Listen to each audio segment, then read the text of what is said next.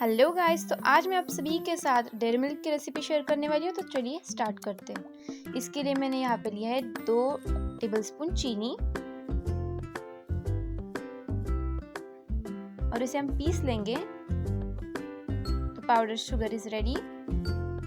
अब इसमें डालेंगे कोको पाउडर।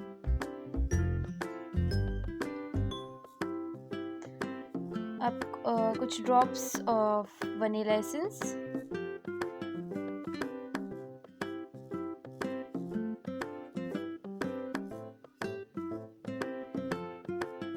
और 1 टेबलस्पून मिल्क पाउडर और कॉफ़ी।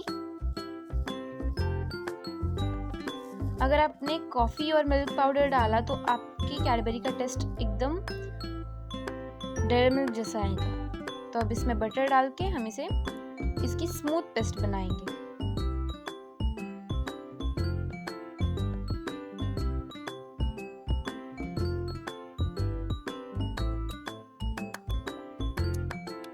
इसका बैटर हमें सिल्की चाहिए।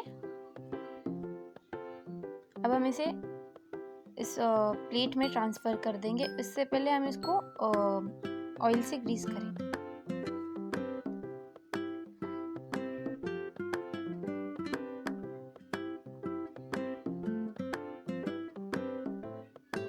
और अब 1 घंटे तक इसे फ्रीज़र में रखेंगे।